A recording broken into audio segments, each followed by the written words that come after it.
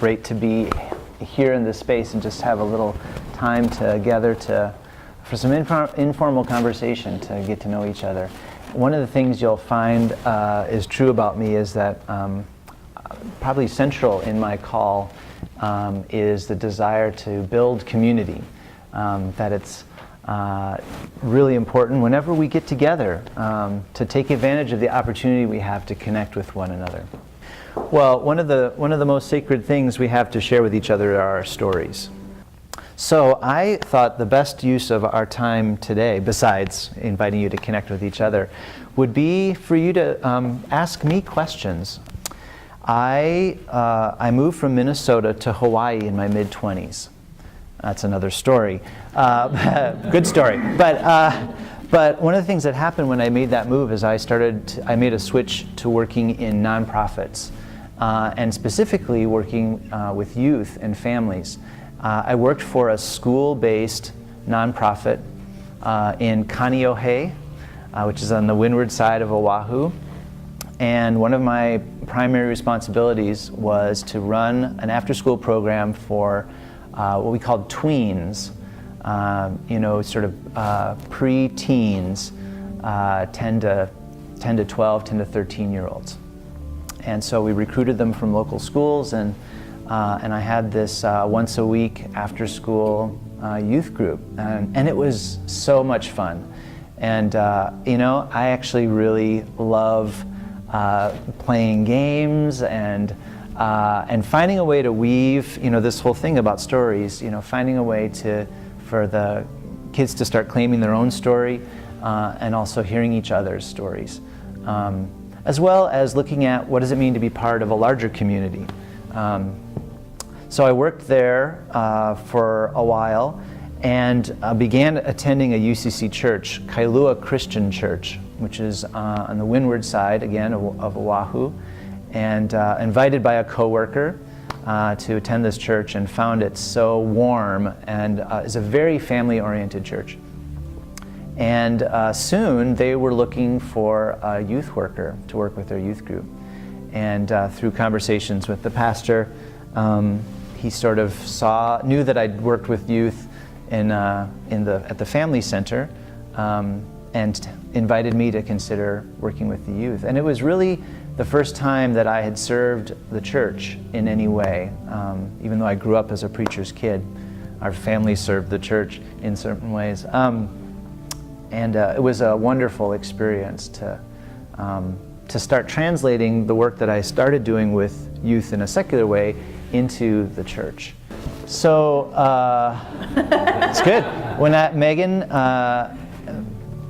and I were both living in Berkeley, California. I had started at First Congregational Church of Berkeley as a minister, and part of my ministry was connecting with other campus ministers at UC Berkeley. We were part of a loose kind of coalition of churches right in the neighborhood of the campus.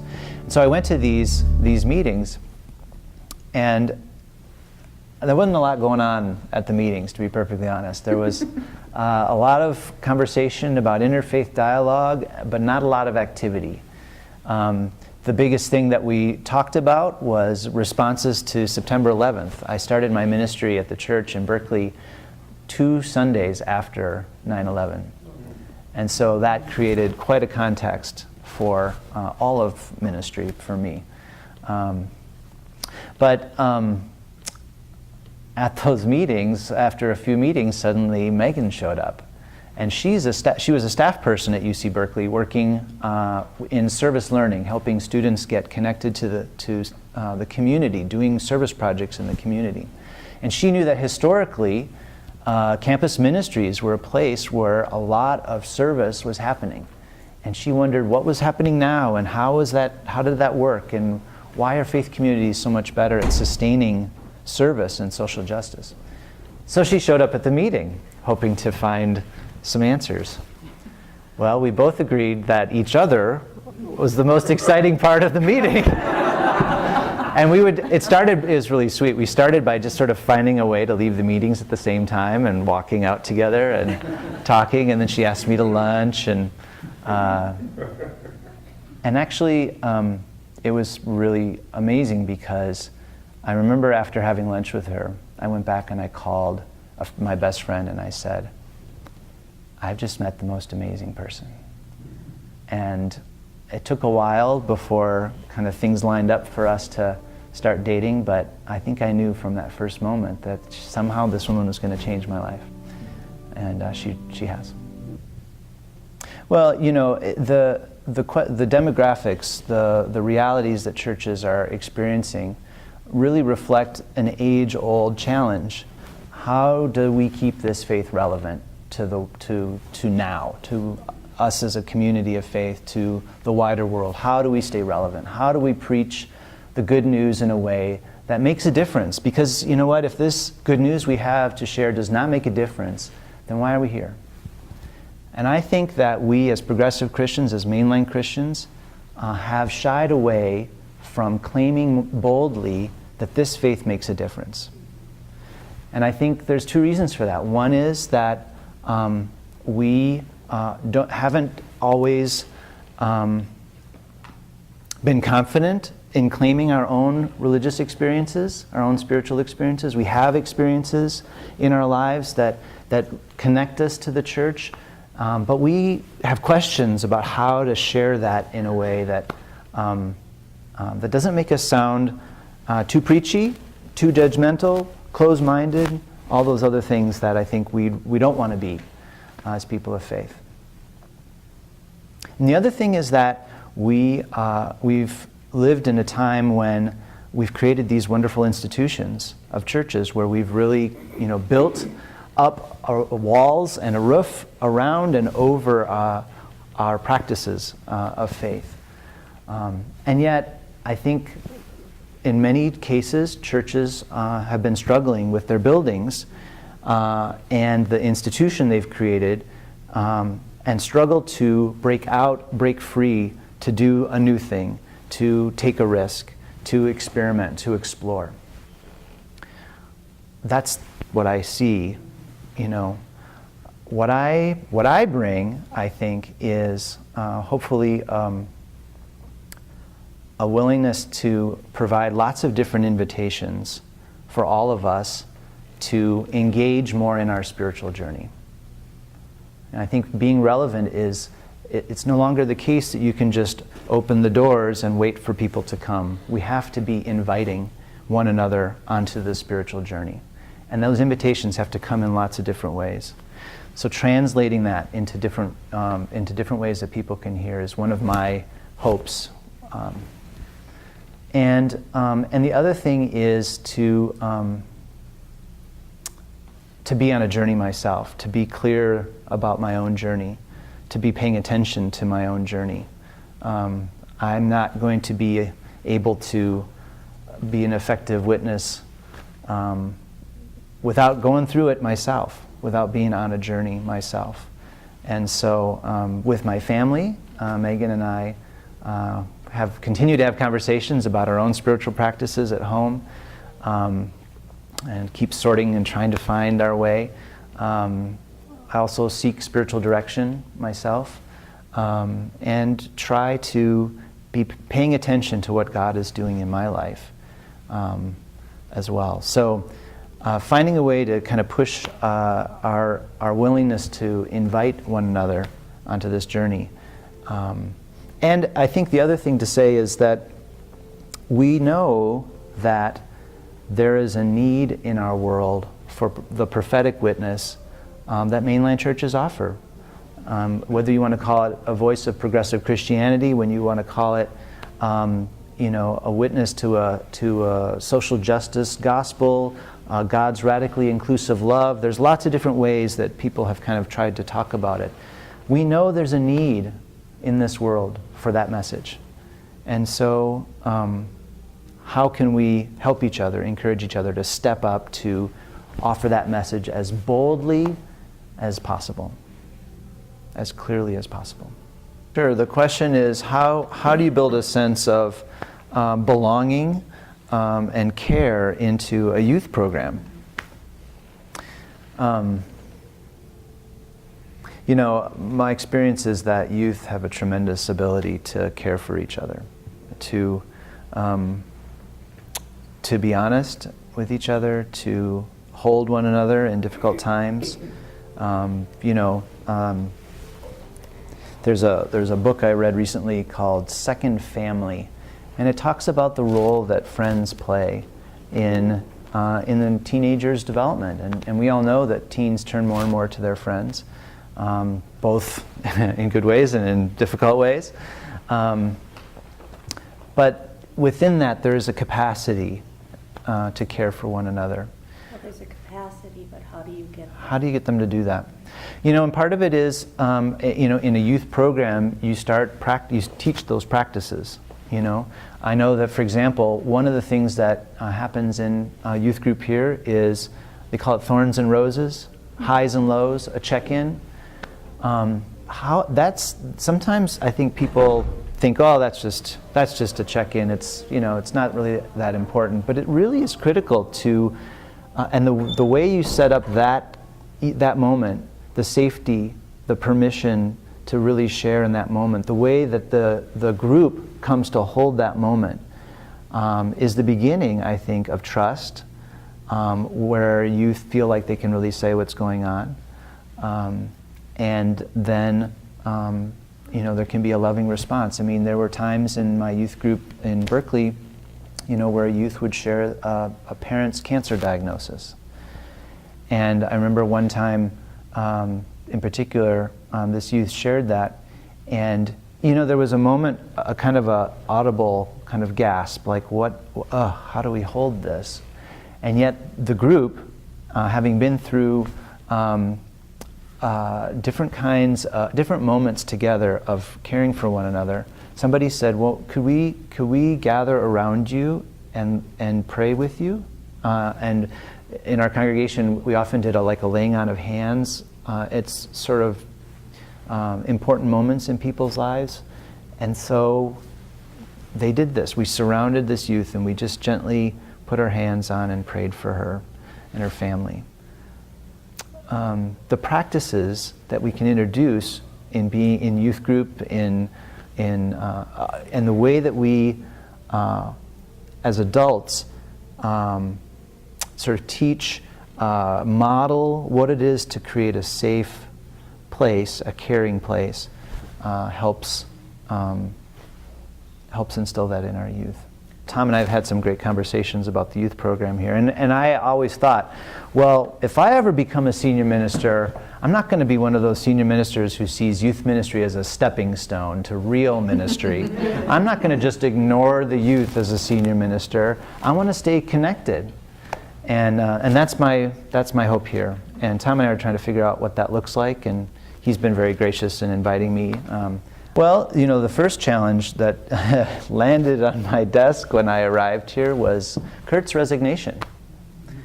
And we are going to be entering a time of discernment about music and our music program here in this congregation. And, music is one of those really important things in our life as a church. And Kurt has been a gift. And how do we move from this moment into what's next? And to look at, we're not just going to look at how do we replace Kurt, we're going to look at what is our music ministry? What's the role of music?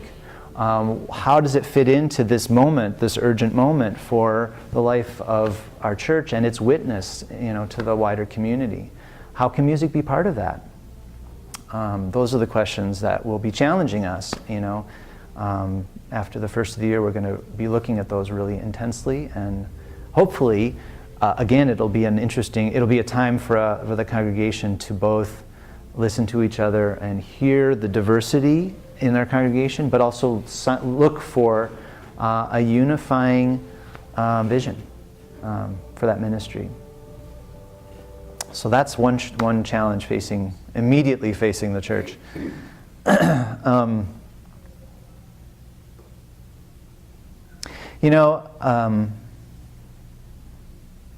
One of the challenges facing me, and it's a little vulnerable to admit this, one of the challenges for me entering this ministry is I'm not used to preaching every Sunday. In my previous role, I preached a lot, and we had 2 services where there was a different preacher at each service. So there were twice as many opportunities for preaching every Sunday. But I had some stretches where I preached every Sunday, but I haven't preached every Sunday like I am going to be here now.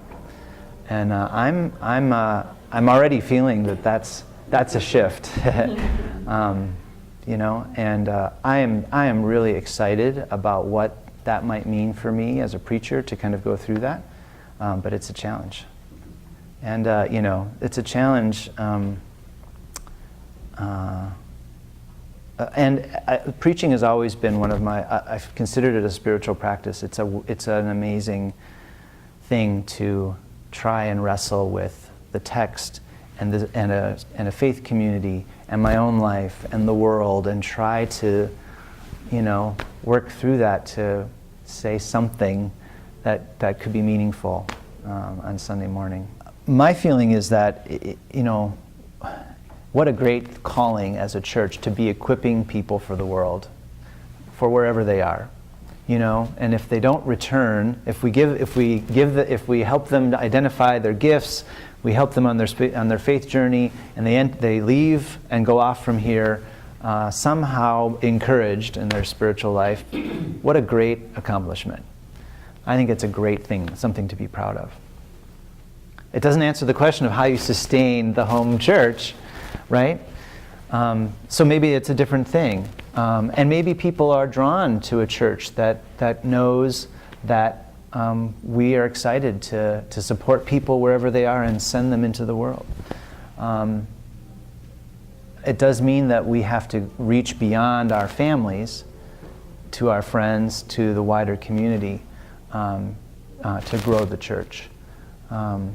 And that's a different challenge than growing our own, so to speak. I think it's typical of many churches, who have that same experience. We live in a very transitory world, and people are on the move.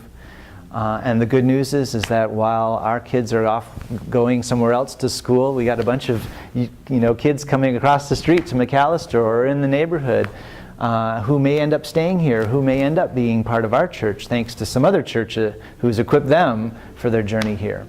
So being part of that sort of network, and that's one of the places I think that our denominational identity helps us. People who've grown up in one of our denominations will look for us and find us, hopefully, find us to be a church like the one they grew up in. I read somewhere recently 52% of our country is single. And I think that's really important for us to pay attention to not assume that everyone is in the same sort of family constellation. I do think, though, that the word family, and we need to talk about what that means, because I think that many people who will tell you that their family includes their family of choice, their friends who are in their lives and that they're very clear to. I don't want to give up the word family and homemaking, but I also think that we need to be clear that we're inclusive of family in all its forms, and that's been broken open by gay and lesbian families being different, but I think it goes further. And McAllister has lots of foreign students also. About the only time they come to our church is when they sing for us. Right. Yeah.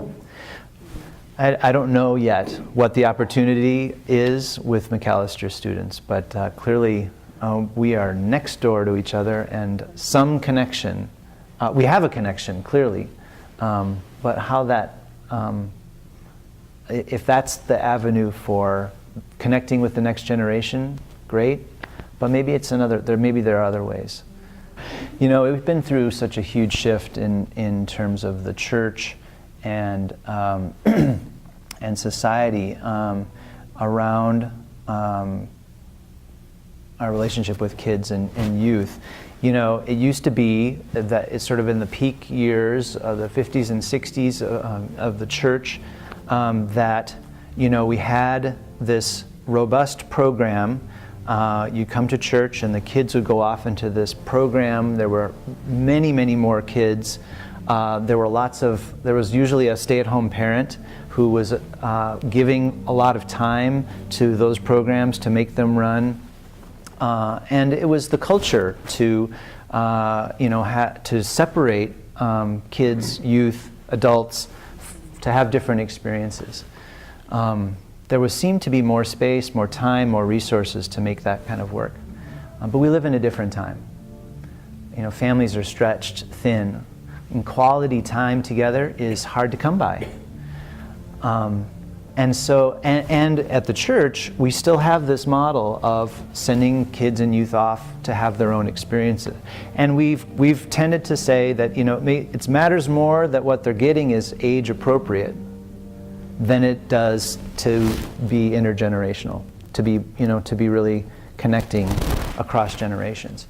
I think we've gone too far, and I think we need to shift some energy back. We have this amazing gift of being an intergenerational community.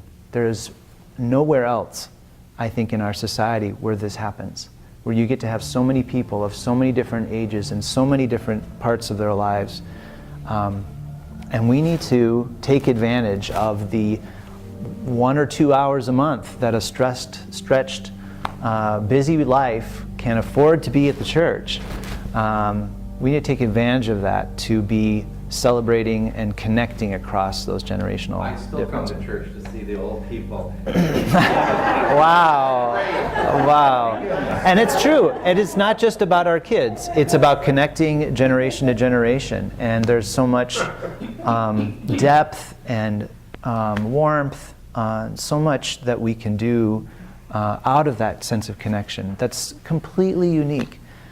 So I'm interested in finding ways that we can weave children and youth more into the life of our community, more into your experience of being at church in a way that's meaningful for both them and for you.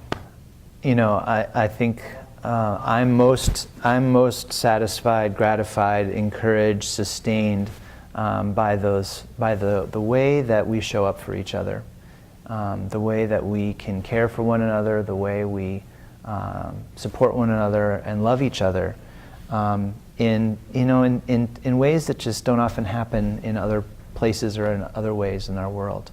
And so those acts of generosity, those selfless acts that come out of love, come out of understanding that we're in this journey together. So continuing to care for one another is really gratifying. I feel like I'm pretty good at taking care of myself, and so I really want you to come to me with what it is that you are seeing, are questioning, are needing, are hoping for. I have an open door. I think what I don't need is I don't want you to hold back. I think sometimes we've gotten afraid of overwhelming or overworking our pastor. And I think that there are pastors who don't do a good job of taking care of themselves. And so we can hold back. I want to encourage you to not hold back. And to trust that Tom and I are good at taking care of ourselves and are actually, really covenanting with each other to take care of each other. We've had some good conversations about that. But thank you so much for this opportunity, and I just look forward to getting to know each of you in different ways, and one-on-one, and in whatever ways we find ourselves in the life of this church. So thank you so much for being here today. Thank you.